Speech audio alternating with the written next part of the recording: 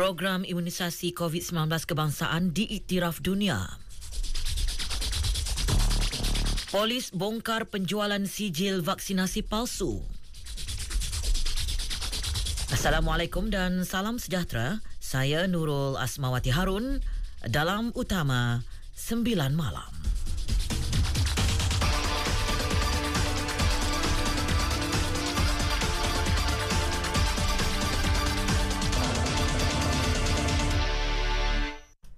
Pencapaian Malaysia berada pada kedudukan ke-13 daripada 122 negara dalam senarai Indeks Pemulihan COVID-19 Nikkei adalah satu pencapaian membanggakan.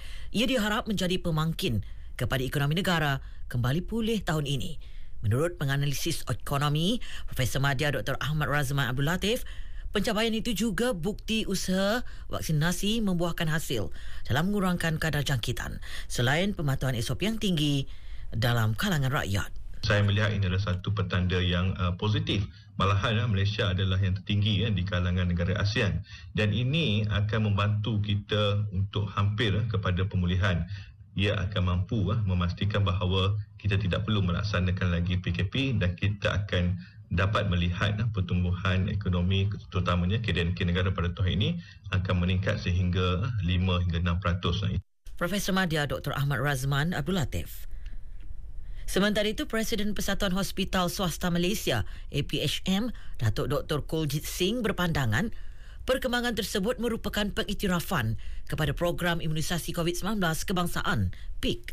Katanya, kerajaan Malaysia memerangi pandemik adalah hasil penglibatan dan kerjasama antara penjagaan kesihatan awam, swasta serta Angkatan Tentera Malaysia. Ini disokong dengan proses vaksinasi yang tersusun. Selain itu, Datuk Dr. Kuljit berkata, aplikasi MySejahtera yang mantap turut menyumbang kepada signifikan kepada negara dalam menangani kes COVID-19 walaupun perjuangan itu belum diisytihar menang. Mengulas pencapaian sama, Pakar Epidemiologi UPM, Profesor Madya Dr. Malina Osman menjelaskan usaha Kementerian Kesihatan menggunakan strategi politik dan pengurusan wabak yang berkesan serta sokongan daripada semua agensi terlibat termasuk masyarakat faktor sebenar kejayaan itu. Tegas beliau, dalam kesihatan awam, usaha kolektif adalah paling penting. Kejayaan tidak boleh sekadar bergantung kepada pencapaian individu.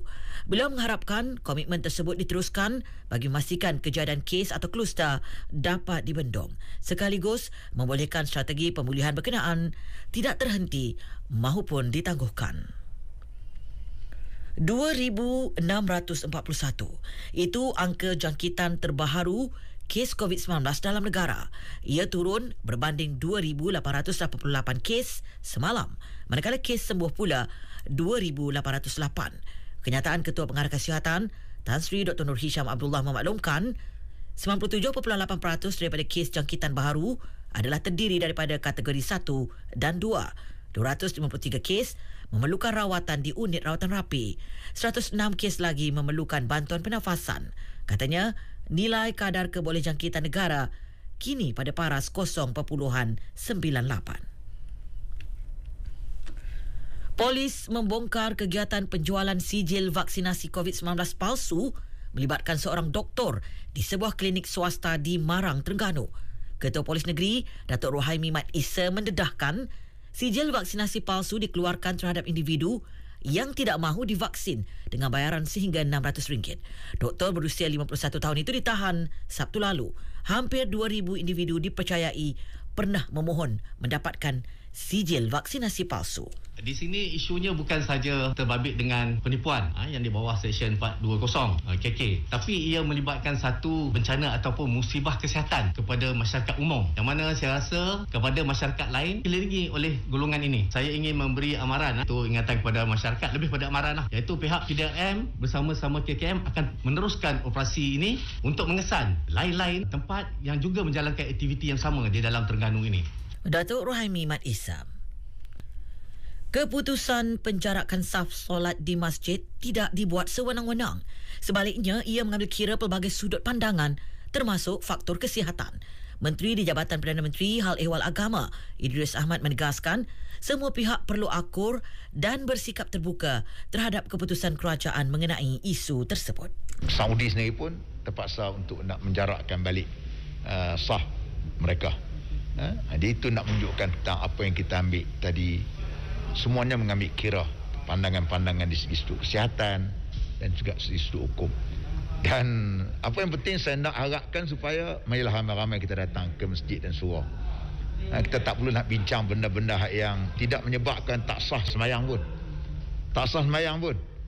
Dia hanyalah melibatkan soal rapat, tak rapat saja. Yang penting kita datang ke masjid sembahyang jemaah. Datuk Idris Ahmad.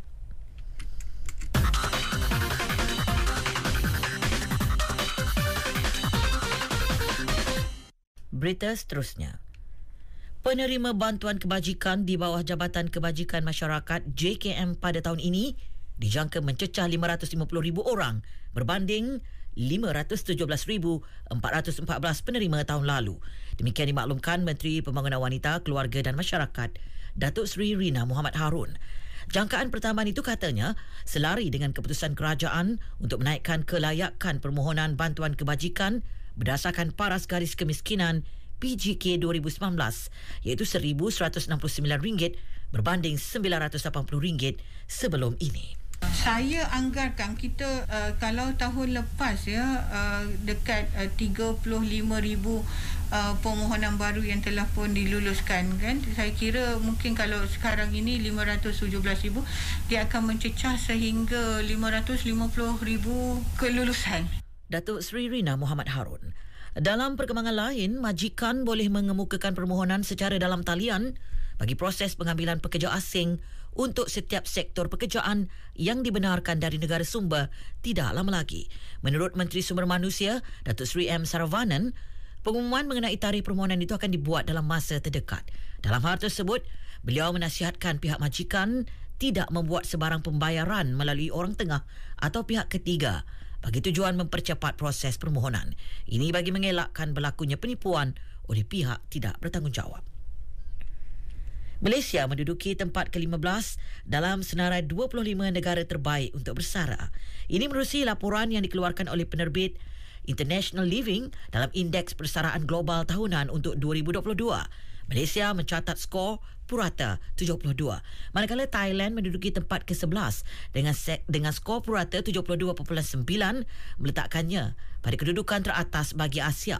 Laporan sama mendedahkan individu bujang boleh menetap di Thailand dengan perbelanjaan sekitar $1,000 sebulan dengan sewaan pangsapuri serendah $400 hingga $500 sebulan. Panama berada paling atas dalam indeks itu bagi destinasi paling selamat, mampu dan paling mesra di dunia dengan purata skor 86.1. Amerika Syarikat bersetuju untuk mengenakan kawalan COVID-19 lebih ketat ke atas anggota tentera negara itu yang berpangkalan di Jepun. Menurut Kementerian Luar Jepun, sekatan akan dibuat selama 2 minggu bermula hari ini susulan penularan jangkitan yang semakin meningkat di pangkalan tentera tersebut. Pergerakan anggota tentera Amerika di luar kemudahan pangkalan akan dihadkan hanya kepada aktiviti penting sahaja. Tentera Amerika di Jepun juga setuju dengan syarat wajib memakai pelitup muka. Perjanjian status Angkatan Amerika Jepun memberi pengecualian kuarantin kepada anggota tentera Amerika jika mereka mendarat terus di pangkalan tentera berkenaan. Sukan. Kelab dan Akademi Bola Sepak Tempatan digesa tidak menjadikan status bekas pemain sebagai kriteria utama pemilihan jurulatih. Sebaliknya, aspek pengetahuan kemahiran asas yang tinggi perlu dijadikan kayu ukur bagi melantik pengendali pasukan. Menurut Naib Presiden Persatuan Bola Sepak Malaysia, FAM, Muhammad Firdaus Muhammad, kebanyakan pasukan ketika ini lebih mementingkan jurulatih yang mempunyai kemahiran taktikal berbanding pengetahuan asas. Bukan sekadar dia hanya ceritakan taktikal. Taktikal ni okeylah, memang itu kerja jurulatih, tapi dalam masa dia kena buat kerja lebih. Sebab hari ni kita tengok kadang-kadang basic kita punya pemain-pemain kita pun banyak tak malam macam ke laut juga. Ke laut saya cakap terus terang. Sebab apa? Itu sebab saya selalu cakap pelantikan pemilihan orang yang berada di dalam akademi bola sepak, pastikan orang tu skillful. Kalau awak tengok kat Thailand yang mengajar diorang semua skillful. Muhammad Firdaus Muhammad.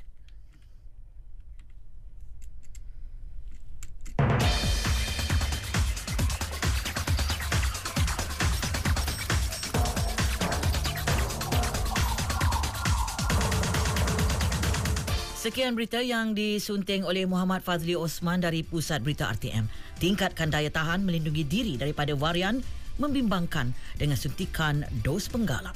Assalamualaikum dan salam sejahtera.